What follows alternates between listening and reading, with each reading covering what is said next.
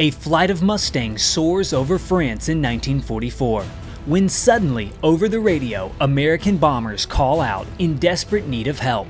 A major dogfight ensues against the mighty Luftwaffe, and one young American pilot finds himself in the perfect position to tally his first kill. So let's hear the story, review the never-before-seen gun cam footage, and relive this legendary mission. It is April of 1944, and the fighting over Europe is intense, as the Allies are trying to pave the way for the upcoming invasion, and the Germans know that they must take a firm stand. In the 355th Fighter Group, one of the young men taking part in this conflict is a pilot by the name of Ed McNeff.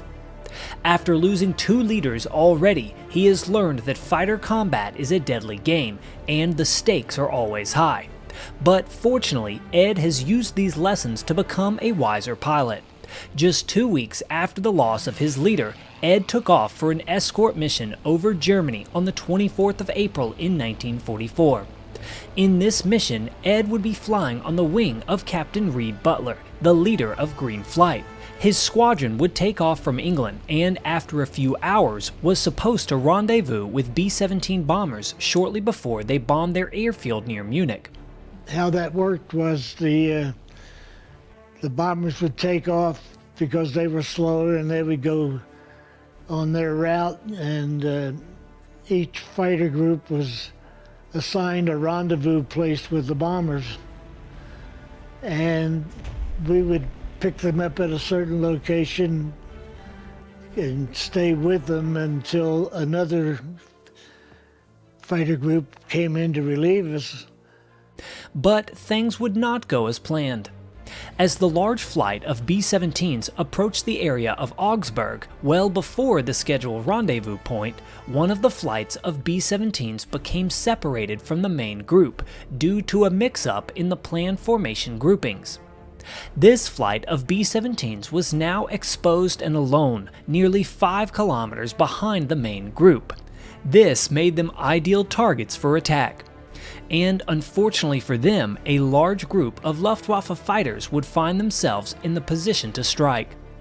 These would be Focke-Wulf 190s and Bf-109s of JG-26 and JG-3, who at this time were still made up primarily of seasoned pilots. Seeing the vulnerable American bomber flight with no escorts, the Germans pounced. They quickly did substantial damage to multiple fortresses, taking down 3 in the first few minutes of the attack.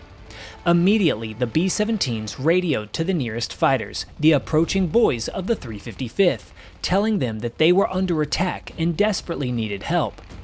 Instantly, the P-51 Mustangs pushed their throttles to the max and tore through the skies, trying to get there as quickly as possible.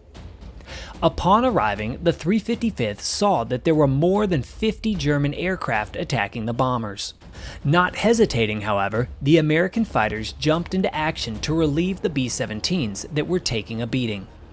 A large dogfight followed, and there was intense air combat from Augsburg all the way to Munich.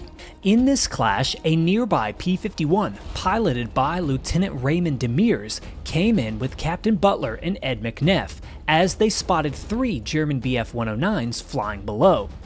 Immediately, they dove down and pounced on the Messerschmitts. There were 3 Me-109s, and I bounced down on one, and he broke, and then we started going round, and finally I got into a good position back here. It wasn't 6 o'clock, but it was 8 o'clock, and that was good enough. When Ed McNeff and his leader pounced on these 109s, Lieutenant Demir quickly downed 2 of the 3, and McNeff and Butler began to chase the 3rd. This 109 was initially hit hard, but then the chase continued down to treetop level. Incredibly, we actually have the never-before-seen gun cam footage of this exact chase, given to us by Ed McNeff himself. Now, it is important to remember that the way these gun cams usually worked was that they only recorded when the trigger was pulled, so the clip itself is fairly short, as the machine gun burst was just a few seconds long. But after watching it in real time, we will play it again in slow motion. We can see the 109 trying to escape in the chase.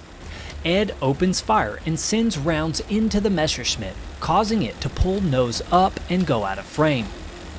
This would be Ed's first official air-to-air victory of the war, although later it would be given as half a kill, with the other half going to his leader, Captain Butler. As great as this was, the air combat was not yet over for the day. Following this air engagement, the German fighters would, one by one, pull off and head for home.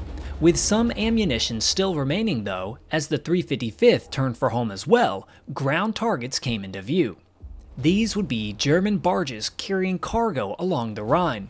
This was an important sighting, as the fighters of the 8th Air Force were under new orders involving ground targets. And after that, after you were relieved from close escort, if you will, you were allowed to go do what you could do. If you see anything moving, you'd strafe it. Anything that was moving, we figured in Germany and even in France before the invasion, we figured it had something to do with the war, and we would strafe it and try to destroy it. So we did strafe, and we would strafe automobiles, we would strafe trains if we could find them, and boats going up and down the river. Anything that was moving was fair, and we did it. Under these instructions to strafe any targets of value, the 355th dove down to attack the shipping. Again, incredibly, we have actual gun cam footage from Ed McNeff's P-51. Here, he can be seen attacking a barge on the river, striking it clearly. The strafing attack would go well for him, but unfortunately not for everyone else. According to Our Might Always, a history of the 355th, Lieutenant Demers, who had scored the first 2 kills of the 3 Messerschmitt flight, was killed during this attack. It is not clear whether or not he took damage from flak, but what is known for certain is that one or both of his wings actually broke loose and that he shortly after crashed into the ground. The author of Our Might Always writes that this may have been due to an overstress on the airframe in the dive to attack the barges. Regardless, having scored 2 kills that day already, this would be a heavy loss for the group. Following this, the P-51s of the 355th would head back home. The German fighters had dealt a heavy blow to the B-17s, but had taken their own losses at the hands of the 355th. No doubt many more B-17s would have been lost had the American Mustangs not arrived. After this mission, once all the aircraft had returned to England, losses were counted. 27 American B-17s had been lost on this mission across all groups. More than 100 others had sustained damage. The cost, however, for the Germans was high. The 355th had claimed 20 fighters destroyed, with a handful of others damaged, all at the cost of only 4 of their own. It was a hard day's work, but the Americans were gaining ground. This would be a good thing too, as within the next few weeks, the greatest invasion in history would take place at the coast of Normandy. And once again, in the following weeks, the 355th would play a major role. All of this coming up in part 4 of Ed's story. If you know a living veteran of the air war, please reach out today. Thanks for watching, and I'll see you next time.